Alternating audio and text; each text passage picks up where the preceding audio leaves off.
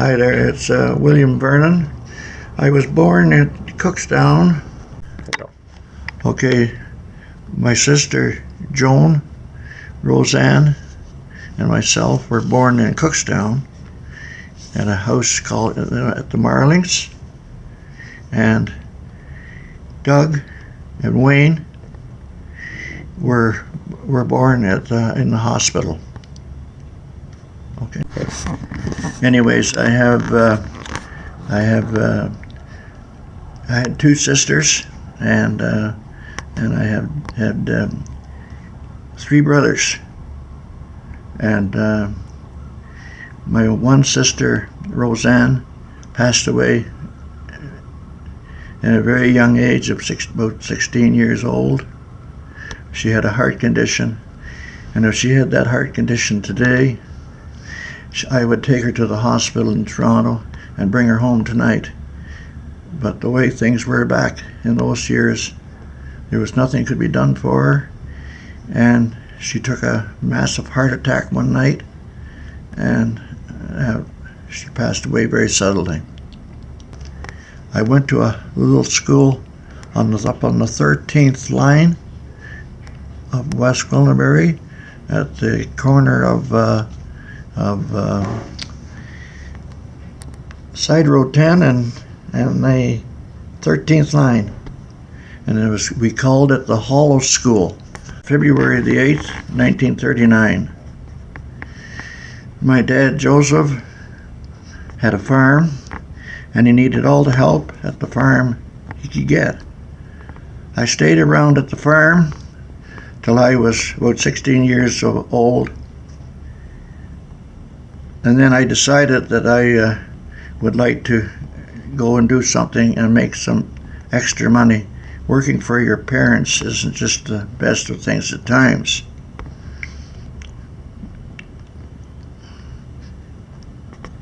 The first job that I had making any money was picking strawberries at 10 cents a box.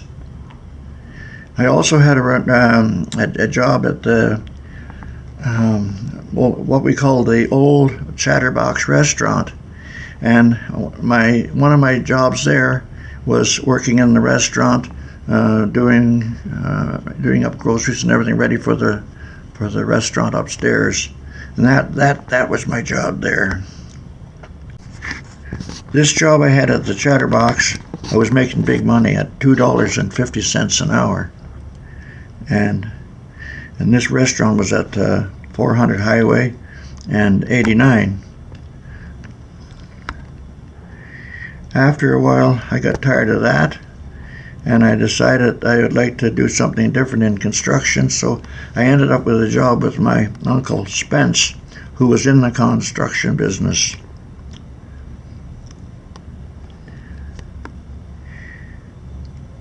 We ended up, he was a contractor who went out and cleaned up sites and different things and built parts of roads and what have you.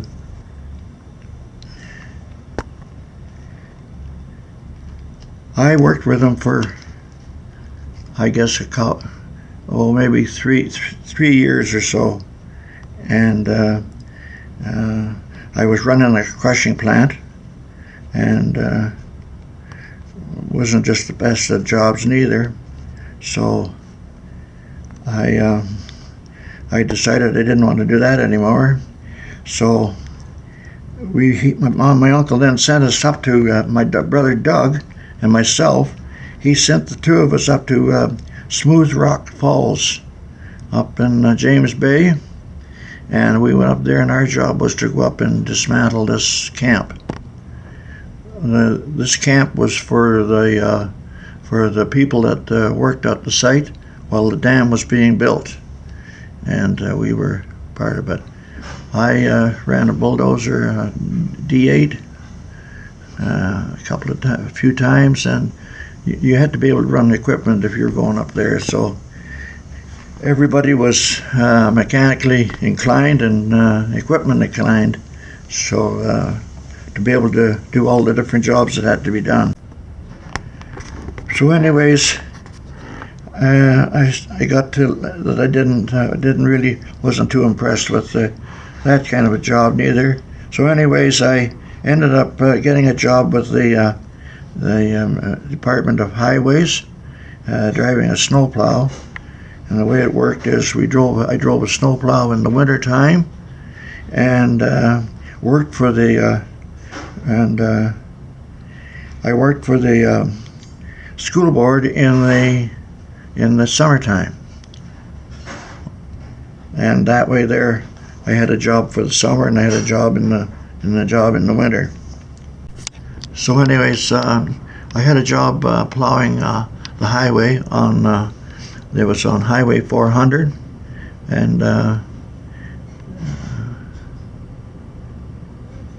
was between 88 and 89. Yeah, and between 88 and 89 highway was my main roads that we plowed. We would plow in a formation when we were going up the road. I'd be maybe the first one on the plow, and then another plow would be behind that, and that's the way we plowed this road. One night we were called out on the plow, and at that time 2 rode in the plow. I did the driving and I had a wingman. And this one night, afternoon, on a Friday afternoon, there was lots of traffic on the highway, and we had a snowstorm, a bad storm go through, just like I don't know what you would call it, but anyways, the road became pretty slippery, and we were called out, and I was coming down 400 highway between the 13th and the 12th, and this car turned out to try to get past us, and the car got caught up hit the corner of the wing, and it got lodged in the wing. I tried to stop as easy as I could. We pulled him along with us maybe for, I would say 200 or 300 feet, because I couldn't just jam on the brakes and stop. But the meanwhile, it ripped the trunk open on the car, and the luggage all come out of the back of the car, and it looked like it was really a serious accident. Stuff all over the pavement, and a suitcase, and I don't know what all. But it wasn't as bad as it looked. It's just that the trunk got ripped open, and anyways, when the police came, the driver wanted the police to take my license, and the officer said to him, "Don't worry about this fella. I want to see your license. Just go back to your car." And that's the last I seen of the guy. Finally, he comes down to me, the officer, and says, "Okay, Billy boy, let's wind her up." And we were on our way, and they had the road all cleared off, and we carried on. When I was first getting going, I lived in a cottage on the 12th line and number 5 side road, and it was owned by Mr. Hazlitt from Toronto, and he had horses and that, and I had the job of looking after his animals. He gave me a cottage, and it worked out quite well for us. But then, as time went on, I decided I wanted to do something different again, and that's when we looked into buying some property, okay? And that's when we bought the corner here of 9th line and number 5 side road. Yeah. Who'd you buy it from? Orville Hughes. Yeah.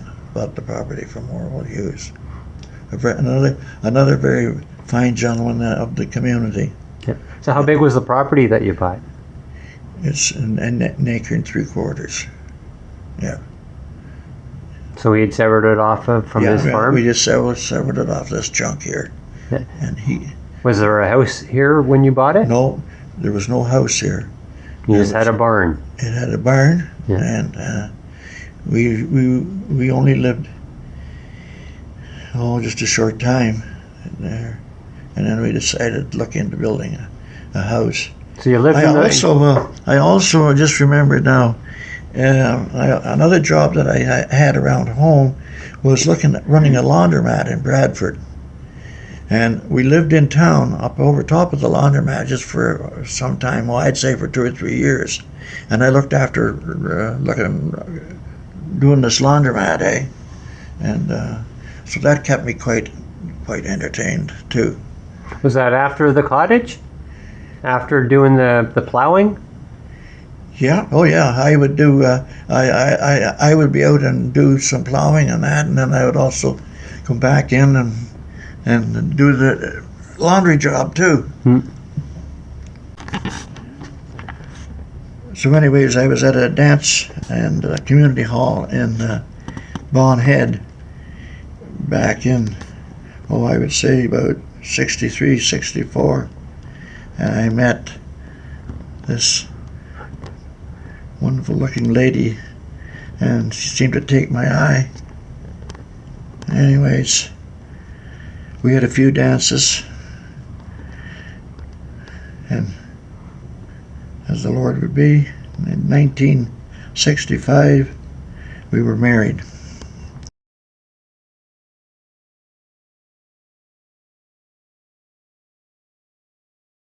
In 1974 we built our new house.